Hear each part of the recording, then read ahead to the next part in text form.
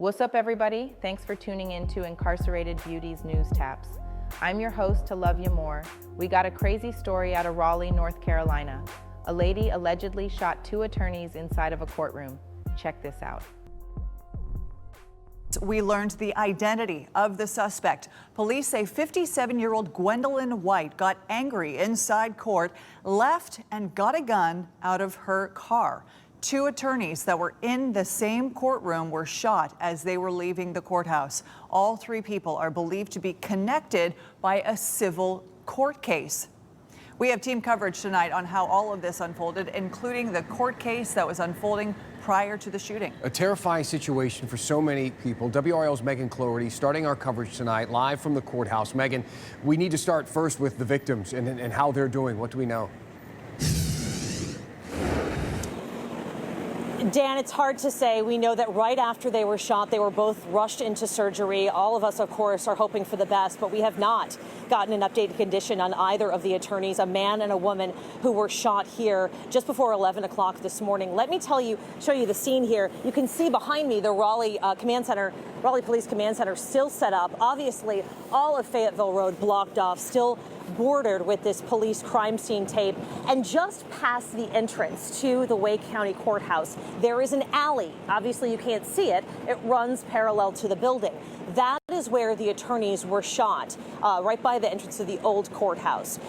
We have been out here all day long. There's been a number of reporters here trying to collect sound from witnesses, from people who were inside the courtroom at the time. And we actually were able to get some video of Gwendolyn White's arrest earlier today. She was arrested moments after she fired those shots, and we understand she was pulled back into the courthouse, where that was the closest lockup area that deputies knew about. So almost minutes after the shooting, she was in custody inside the Wake County Courthouse, where she was put in a locked cell. And of course, we understand she was then taken for some kind of medical treatment. We're not sure what that was, but authorities releasing her name tonight. Heidi Kirk has been down here live with me for most of the day, and she was tasked with finding out more about these attorneys, who they were, trying to reach out to family members. And Heidi, I know you spoke with one of the attorney's fathers. How is he doing?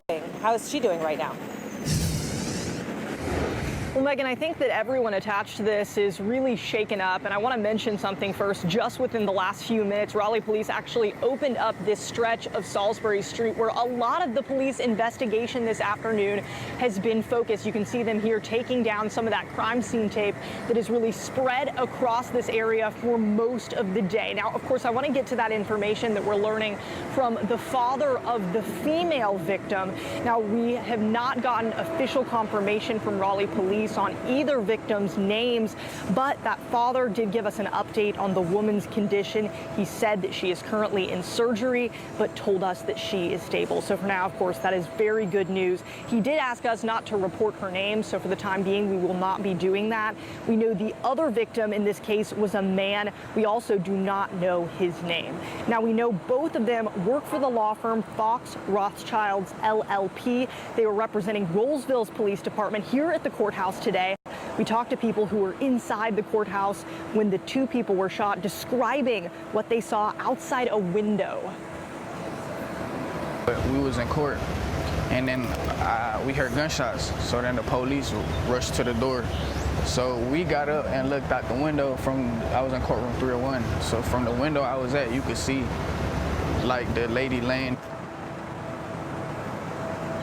The town of Rolesville has released a statement saying that they are deeply saddened by this, and they have worked with the law firm that both of these attorneys worked for decades now. We've yet to hear from the law firm itself, and we're still working to get an update, the latest update on both of these victims. Heidi Kirk, WRL News, live in downtown Raleigh. Heidi, thank you. And back here at Fayetteville Street, where it is still marked off, we have Flynn Snyder, who's just a few blocks away from me, and he is working to learn more about Gwendolyn White, the woman who is suspected of firing these shots and hurting these attorneys today. Flynn is live there. Flynn, what have you been able to learn?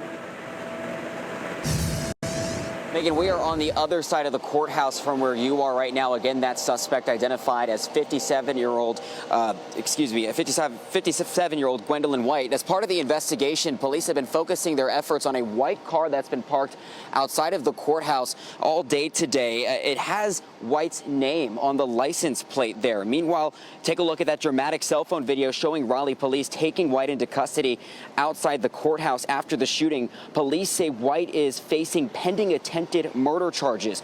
Earlier, Raleigh Police Chief Rico Boyce said that White and the two attorneys were involved in a heated hearing for a civil case on the 10th floor of the courthouse. We've been able to confirm this was a 4-year-old case involving White and Rollsville police over officer body cam video. That's when Boyce says White became belligerent.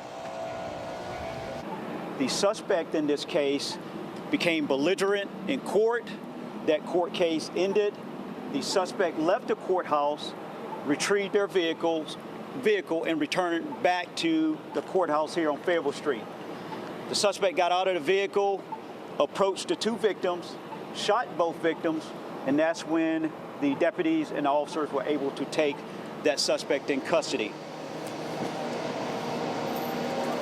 And back live out here on Fayetteville Street, Boyce also clarified that during the hearing, White left on her own from the courthouse and came back in a vehicle before opening fire.